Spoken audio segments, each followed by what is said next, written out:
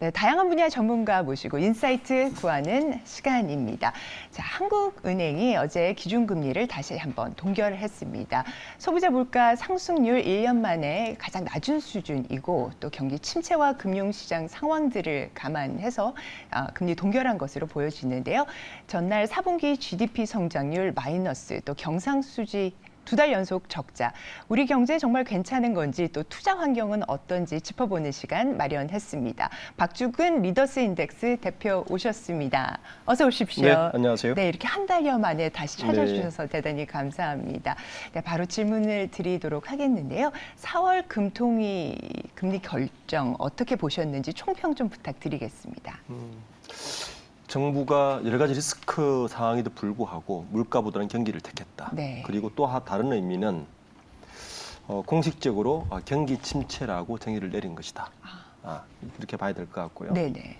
방금 말씀하셨듯이 정부에서 굳이 이제 이 2번 연속 동결을 그것도 FOMC가 곧 있으면 0.25% 올릴 걸 예상하고도 그러면 미국하고 금리 차이가 1.75%포인트가 나는데도 불구하고 이렇게 크게 두 가지 이유를 내세운 거는 일단 소비자 물가를 내세웠어요. 네. 소비자 물가가 작년 3월 달에 4.1%였는데 지금 4.2%. 그러니까 그 작년에 최고점일 때가 6.3%였거든요. 네. 그때보다 떨어졌다. 그러니까 예상은 4.8% 정도 예상했는데 그보다 떨어졌으니 경기가 더 식기 전에 금리를 내린다. 그리고 수출도 좋지 않다. 이런 결론으로 지금 금리를 동결한 것 같은데 어쨌든 시장에서는 뭐 다 예상을 했지만 그래도 이 리스크를 안고 갈 수 있을까라는 우려도 사실 적지는 않습니다. 정부의 경제 정책의 중심이 이제는 경기를 추가적으로 경기가 식어가는 걸 좀 막아보자의 그렇죠. 방점이 좀 네. 간다라는 말씀으로 들리는데요. 자, 그러면은 정부 정책의 우선순위, 국내 경기 전망은 지금 전체적인 경제 전망은 어떻게 하고 계십니까? 많이 걱정을 해야 될 사실은 정도일까요? 최근에 우리나라 경제 상황들을 굉장히 넌센스라고 보고 있어요. 왜냐하면 우리나라는 경제 구조가 그 OECD 국가 중에서 수출 비중이 가장 높은 국가입니다. 네네. 그런데 잘 보시면 최근에 미국이나 유럽이나 중국이나 최근에 경제 성장률을 다 상향 조정했습니다. 그렇다면 수출은 괜찮다는 이야기거든요. 그런데 왜 이렇게 경기가 좋지 않느냐? 근데 유독 우리나라만 지금 GDP 성장률을 작년에 2%에서 현재 1.4%까지 나섰다가 최근에 IMF에서는 1%대 초반까지 예상하고 있단 말이에요. 그러면 이제 그 이유를 찾아야 되는데 우리나라의 성장률을 움직이는 크게 4개의 축이 있습니다. 첫 번째가 국내 소비예요. 국민들이 얼마큼 소비하느냐가 하나의 축이고 두 번째가 기업의 투자고 세 번째가 건설 투자고 마지막으로 수출인데 수출은 일단 괜찮다고 보고 수출도 좀 하향 추세지만 네. 이 금리 인하가 국내 소비를 촉진시킬 수 있을까라고 질문을 해보면 사실 쉽지는 않거든요. 네. 우리나라의 국내 소비는 재미있게도 이 국내 소비하고 건설 투자하고 거의 맞물려 있어요. 그러니까 부동산 값이 금리 인하 때 급등을 하면서 자산이 부동산에 몰리면서 가처분 소득이 줄면서 소비를 못하고 있는 실정이란 말이에요. 그러니까 금리를 내리더라도 사실은 경기를 올릴 수 있는 국내 소비를 부양시키는 게 어려운 구조에 와 있고. 네네. 자, 그럼 두 번째 기업의 투자를 보면 작년에 바이든 대통령이 왔을 때 우리나라 기업들이 미국에 약속한 금액이 100조 원입니다.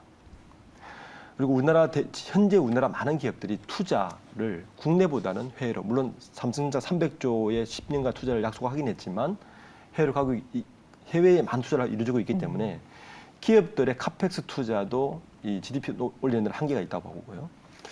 세 번째 건설 투자인데 아시듯이 건설이 굉장히 어렵습니다. 네. 특히 한전체로 인한 유동성 위기로 인해서 건설이 더 어려운 시기 되어 있기 때문에 따지고 보면 이 4가지 축 전체가 흔들리고 있다는 거예요.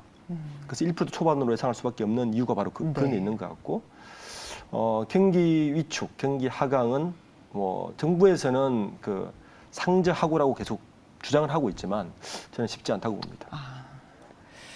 지금 그러면 올해 전체가 굉장히 지속적으로 안 좋아질 거라고 보시는 걸까요? 그럼 반등은 내년으로 미뤄진다고 보수적으로 저는 전망하십니까? 내년으로 보고 있습니다. 그러니까 실물 경제가 그나마 온기를 탈 수 있는 것은 하반기로 시작하겠지만 우리가 체감적으로 느끼는 것은 내년쯤 돼야 우리가 좀 괜찮아졌다 이렇게 느끼지 않겠나라는 생각을 하고 있습니다. 네네. 지금 말씀 주셨던 우리나라 경제를 이끌고 가는 네 가지 축 중에 하나가 이제 수출일 네. 텐데 그러면 글로벌 경제도 좀 살펴봐야 할 것 같습니다. 글로벌 경제는 지금 2023년 어떨 거라고 보시는지요? 방금 말씀드렸듯이 재밌게도 우리나라를 제외한 대부분 국가들이 다 상향 조정을 했어요. 네네. 네, 미국도 괜찮고요. 유럽도 괜찮고 중국도 예상치보다 높게 성장률을 높였습니다. 4%에서 5%대 좀 높였기 때문에 네. 글로벌 경기는 의외로 괜찮다. 근데 문제는 이 오르는 글로벌 경기에 우리가 탈 수 있느냐의 문제인데 지금 늘 발표되듯이 그 최악의 경상수 적자 그리고 수출 감소 이런 것들이 계속 발목을 잡고 있어서 이런 것들에 대한 돌파구가 분명히 필요한 것 같고 근데 문제는 당장 내년도 문제지만 네. 지금 그 게오르기에바 IMF 총재가 뭐라 그랬냐면은 그 지난 6일에 향후 5년간 세계 경제 성장률을 지난 20년간 평균 성장률 3.8%였는데 그보다 낮은 3%로 봤거든요. 네. 그러니까 향후 5년간 성장률은 우리가 이전에 겪었던 성장률보다 높지 않을 것이라고 분명히 예측했기 때문에 거기다가 이 높지 않은 이유 중에 하나가 경제 블록화를 이야기했어요. 미중 무역 전쟁 같은 블록화를 얘기했기 때문에 여기에서 우리가 어떻게 돌파구를 찾느냐가 지금 핵심입니다. 네. 지금 최근에 보면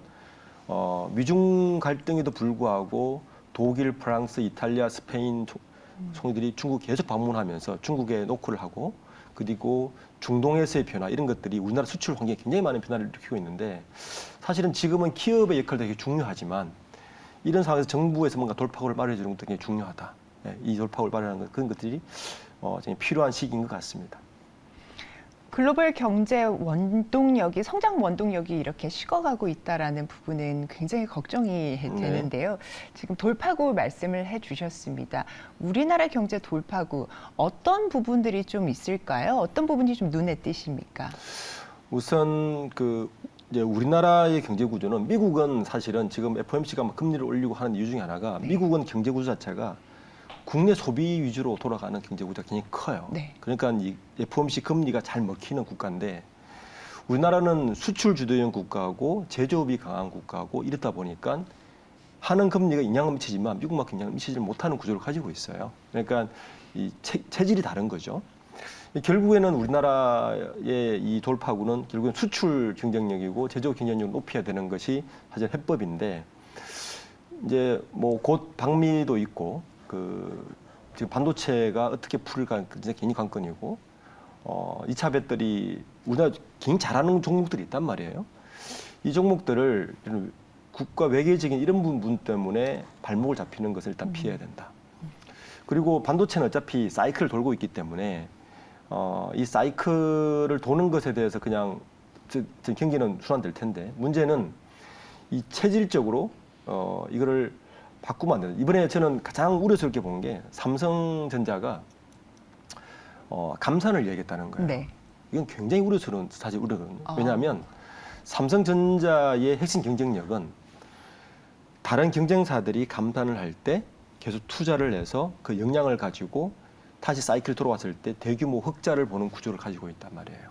이게 삼성전자의 가장 핵심 경쟁력인데 우리가 기억하시겠지만 한 석 달 전만 해도 이재용 회장이 자신 있죠라는 말로 감산은 없다는 말을 대변했거든요. 네. 그런데 갑자기 석 달 만에 감산을 결정했단 말이에요. 이건 삼성전자의 어떻게 보면 전략의 수정이라고 봐야 되는 부분이기 때문에 그럼 만약에 사이클이 돌아왔을 때 삼성전자가 그만큼의 수익을 가져올 수 있느냐에 대한 질문을 할 수밖에 없는 거거든요.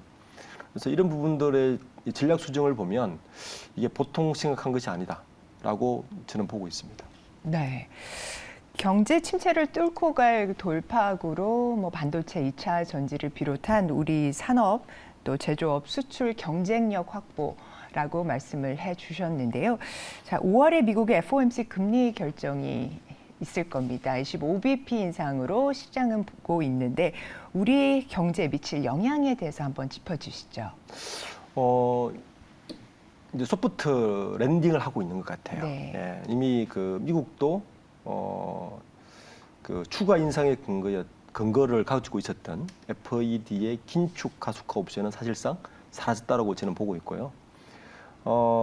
문제는 이제 0.25% 올려도 제가 초두에 말씀드렸지만 우리나라의 금리 차이가 1.75%포인트가 네. 되거든요. 자, 그러면 우려해야 될 게 지금 외환 보유고가 한 4천억 달러라고 넉넉하다고 하지만 외화 유출은 불가피할 것으로 저는 보고 있습니다. 예, 그 부분이 있고, 자, 외화 유출이 되면 또 하나의 문제가 뭐냐면 지금도 그렇지 않아도 높은 환율이 다시 꿈틀댈 수 있을 거란 말이에요. 네. 근데 환율이 꿈틀대는데 문제는 오펙 플러스에서 지금 그 석유를 감산 정책을 내놨단 말이에요. 그럼 유가가 오를 거란 말이에요. 그럼 사실 이중구를 가지고 있어서 이 부분이 상당히 이제 걱정되는 부분이고, 이 환율이 오르면 결국에는 경상수지가 현재 적자인데 경상수지 적자의 가속화를 부를 거란 말이에요. 환율 차이 때문에. 이런 부분들이 사실 이런 리스크에도 불구하고 우리가 초대 이야기했던 한은이 금리 동기를 했던 거는 이것보다는 국내 경기 불황이 사실은 더 걱정이라는 네. 이야기입니다. 네, 네. 그 말은 다시 역산해서 이야기를 하면 국내 경기는 현재 불황에 들어갔다라고 이제 정의를 내린 건 마찬가지죠. 그래서 FOMC의 금리 동결은 이미 시장에 이미 다 반영된 것 같아요. 네. 이 0.25%가 결정되더라도 사실은 자본시장이 크게 흔들릴 것 같지는 않습니다. 이미 다 예상을 했고 반영된 거라서. 그리고 이미 하는 것도 반영해서 어떻게 보면 자본시장에서는 더 이상의 불확실성은 사실 제거됐다고 봐야 되는 거예요. 자, 그렇다면 자본시장은 오히려 금리 주도의 금리와 연동되는 종목들은 많이 꿈틀댈 것이다. 네. 불확실성이 사라졌기 때문에.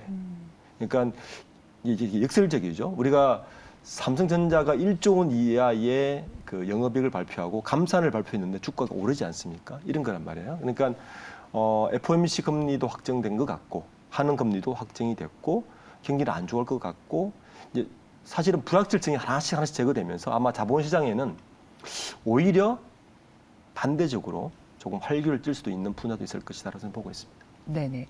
또 이번에 계획되고 있는 것이 G20 재무장관 중앙은행 총재 회의가 네. 있습니다.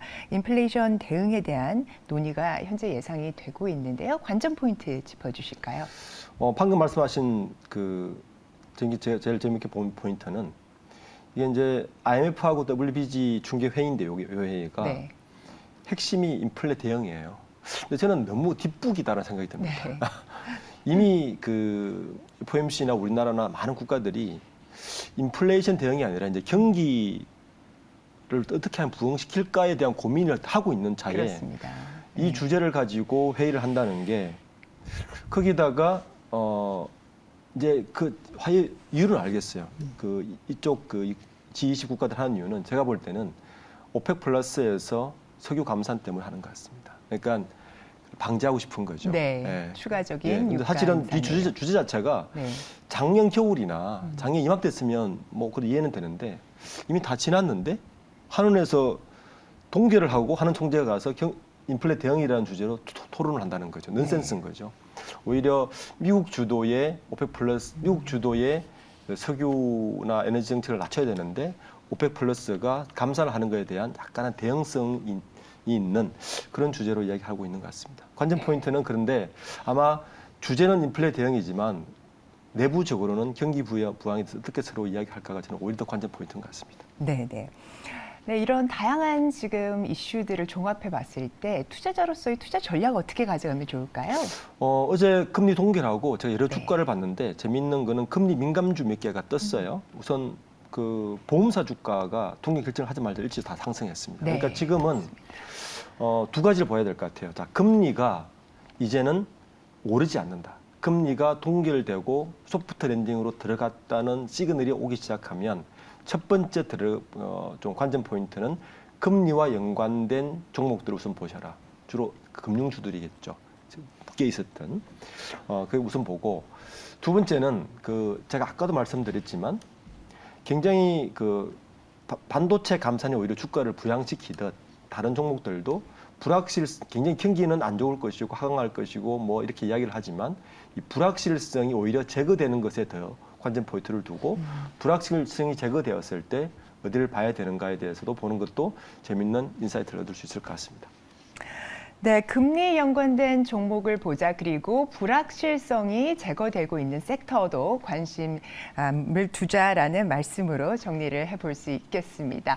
명쾌한 인사이트 나눠주신 박주근 리더스 인덱스 대표님, 오늘 말씀 대단히 감사합니다. 고맙습니다.